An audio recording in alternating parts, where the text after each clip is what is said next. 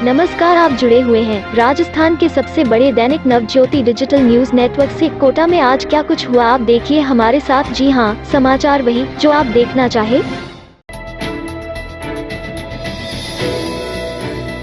शहर में मरीजों को सरकारी अस्पतालों में चिकित्सा सुविधाएं आसानी से मुहैया नहीं हो रही है। उपचार के लिए मरीजों को कड़े इम्तिहान से गुजरना पड़ रहा है।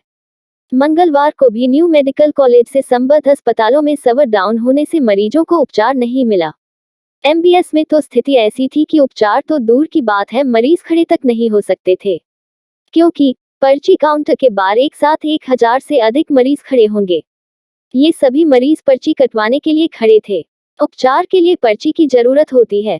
बात ये भी नहीं कि पर्ची नहीं कट रही थी, मुख्य समस्या तो ये थी कि इस भीड़ में 80 साल तक के बुजुर्ग भी थे। उनका बीमारी ने पहले बुरा हाल कर रखा था, साथ में सरकारी सिस्टम की व्यवस्थाओं ने उनको और बीमार कर दिया था। ऐसे मरीजों को घंटों तक उपचार के लिए इंतजार करना पड़ा। हालांकि दोपहर 1 बजे के उपरांत व्यवस्थाएं सुधर गई थी। फिर करीब 2 से 3 घंटे मरीजों को कड़ी परीक्षा से गुजरना पड़ा। कुछ लोग तो मरीजों की भीड़ देखकर निजी अस्पतालों की तरफ चले गए, क्योंकि उनका यहाँ उपचार आसान नहीं था। ऐसे में उन्होंने निजी अस्पतालों की तरफ जाना मुनासिब समझा। नगर विकास न्यास की ओर से कुन्हाड़ी क्षेत्र में प्रशासन शहरों के संग अभियान के तहत आयोजित शिविर में मंगलवार को चंचल विहार द्वितीय के 50 से अधिक भूखंडों आवासों के पट्टे जारी होने का रास्ता खुल गया। दरअसल क्षेत्रवासी पट्टे हासिल करने के लिए लगातार प्रयास कर रहे थे, लेकिन आपत्तिकर्ता द्वारा आपत्ति लगाए जाने के बाद पट्टे जारी नहीं हो सके।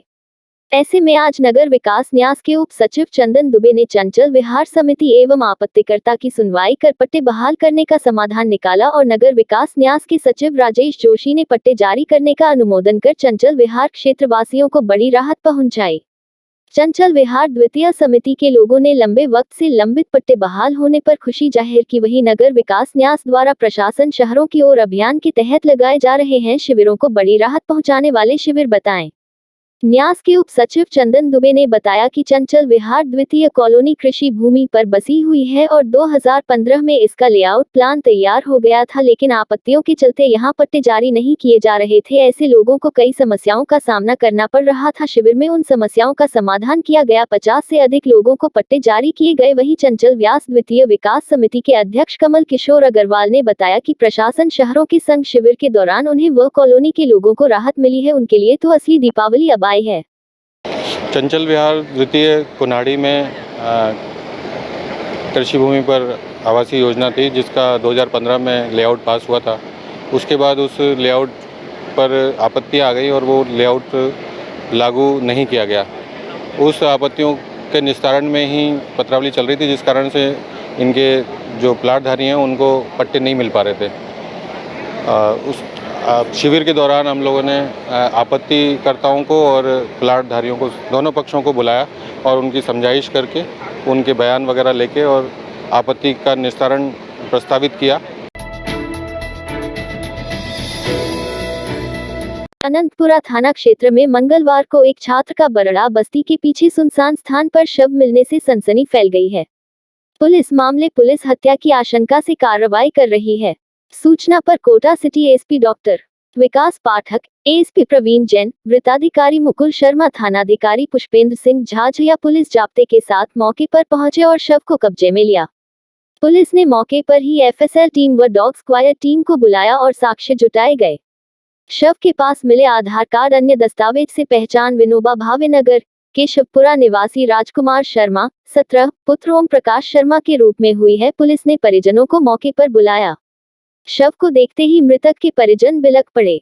फिलहाल पुलिस हत्या के मामले में अनेक पहलुओं पर बारीकी से जांच कर रही है। शव मोर्चरी में रखवाया गया है। पुलिस निरीक्षक पुष्पेंद्र सिंह झांझरिया ने बताया कि मृतक की पहचान उसके परिजनों ने राजकुमार शर्मा के रूप में की है। राजकुमार 12वीं कक्षा का छात्र है।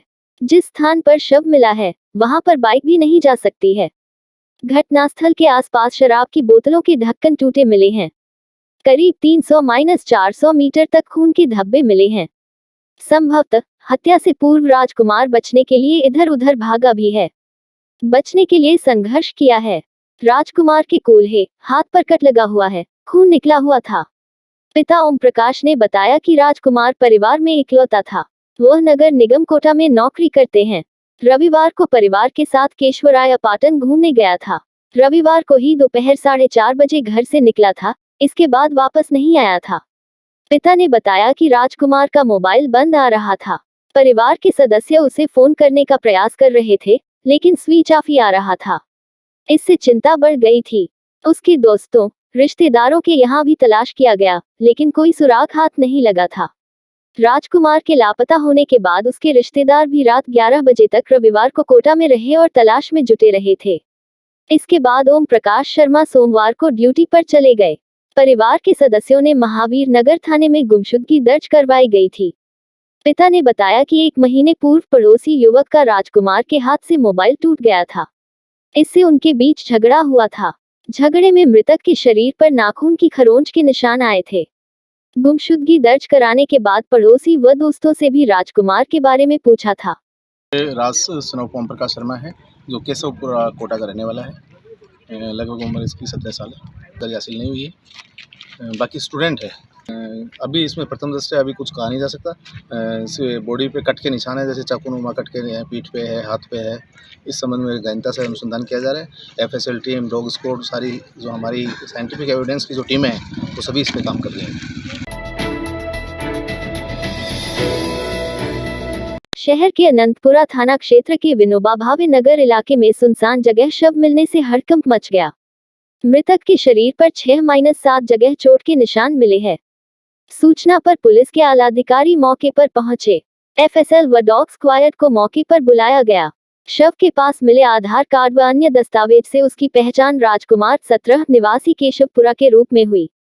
पुलिस ने परिजनों को मौके पर बुलाया। शव देखते ही परिजन बिलख पड़े। पुलिस ने शव को एमबीएस की मोर्चरी में शिफ्ट किया है। फिलहाल पुलिस हर पहलुओं की बारीकी से पड़ताल कर रही है। जिस जगह शव मिला, वहां बाइक से जाना मुश्किल है। घटनास्थल के आसपास शराब की टूटी हुई बोतल व ढक्कन मिले हैं। करीब 300 से 400 मीटर तक खून के धब्बे में मिले हैं। अंदेशा जताया जा रहा है वारदात से पहले संघर्ष हुआ था। बचने के लिए राजकुमार इधर उधर भागा था। राजकुमार 12वीं का छात्र था और परिवार में इकलौता था। उसके पिता ओम प्रकाश शर्मा नगर निगम में नौकरी करते हैं। पिता ओम प्रकाश ने बताया कि रविवार को केशवराय पाटन से घूमकर लौटे थे। दोपहर 4:30 बजे करीब राजकुमार घर से निकला था, जिसके बाद वापस घर नहीं आया। परिजन हर 2 घंटे में राजकुमार के नंबर पर फोन करते थे, लेकिन राजकुमार का नंबर बंद आ रहा था। परिजनों ने आसपास, रिश्तेदारों व दोस्तों के यहाँ राजकुमार को तलाशा पर उसका सुराग नहीं लगा। राजकुमार को तलाशने के कारण ओम प्रकाश के रिश्तेदार रविवार रात 11 बजे तक कोटा में ही रुके रहे। पिता ओम प्रकाश सोमवार को ड्यूटी पर चले गए। फिर दोपहर में अधिकारियों को बताकर महावीर नगर थाने पहुंचे और गुमशुदगी दर्ज करवाए। आज सुबह संदिग्ध राजकुमार का शव विनोबा भावे नगर इलाके में सुनसान इलाके में मिला। सिटी एसपी, डीएसपी, सीआई समेत एफएसएल व डॉग स्क्वाड की टीम ने मौका मुआयना किया। एफएसएल व डॉग स्क्वाड की टीम मौके से साक्ष्य जुटाएं। राजकुमार के हाथ पैर, कूल्हे पर कट लगा हुआ था और खून निकला हुआ था। करीब 1 महीने पहले राजकुमार के हाथ से पड़ोसी युवक का मोबाइल गिरकर टूट गया था। मोबाइल टूटने की बात पर दोनों में झगड़ा हुआ था। झगड़े में राजकुमार के शरीर पर नाखून की खरोंच के निशान आए थे। ये बात परिजनों को भी पता थी। गुमशुदा राजकुमार के नहीं मिलने पर परिजनों ने पड़ोसी व दोस्तों से राजकुमार के बारे में पूछा था, लेकिन सबने जानकारी नहीं होने की बात कही थी। शहर में 4 दिवसीय छठ पर्व के दूसरे दिन मंगलवार को व्रतधारियों ने दिन भर निर्जल उपवास रखकर शाम को रंगबाड़ी बालाजी मंदिर कुंड पर जाकर स्नान कर अपना गाड़ जगाया। शाम को लौटने पर मिट्टी के कच्चे चूल्हे पर आम की लकड़ी जलाकर पीतल के बर्तन में अरवा चावल गाय के दूध से खीर बनाकर सूर्य को भोग लगाकर व्रतधारी ने खरना खाया। बिहार समाज के अध्यक्ष अजय गुप्ता ने बताया कि पूजा की सभी व्यवस्थाएं हो चुकी हैं। मंदिर परिसर में व्रतधारियों के लिए टेंट व लाइट की व्यवस्थाएं की गई हैं। कोटा शहर जिला कांग्रेस कमेटी कोटा की ओर से दीपावली मिलन समारोह का आयोजन गुमानपुरा कांग्रेस कार्यालय पर रखा गया है, जहां पर कार्यकर्ताओं को कांग्रेस का अभियान से भी जोड़ा जाएगा। कांग्रेस कार्यालय सदस्यता आयोजन में शहर जिला कांग्रेस कमेटी अध्यक्ष रविंद्र त्यागी, समाज सेवी अमित धारीवाल, महापौर राजीव अग्रवाल, उप महापौर पवन मीना, शिवकांत नंदवाना आदि वरिष्ठ पदाधिकारी व कार्यकर्ता मौजूद रहे। रविंद्र त्यागी ने कहा कि कांग्रेस की सदस्य अभियान को जोर शोर से ब्लॉक, बूथ, वहीं कांग्रेस सेवा दल की ओर से प्रभात रैली का आयोजन कोटा उत्तर एवं कोटा दक्षिण के हर ब्लॉक बूथ पर की जाएगी।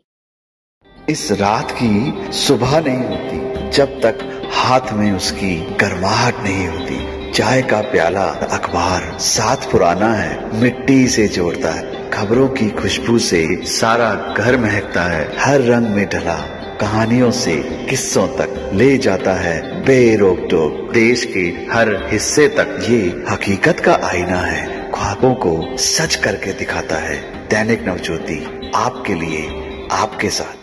ये थे आज के मुख्य समाचार। विस्तार से जानने के लिए पढ़ते रहिए दैनिक नवज्योति। दैनिक नवज्योति के YouTube चैनल को सब्सक्राइब करें और ताज़ा अपडेट के लिए बेल आइकॉन दबाएं।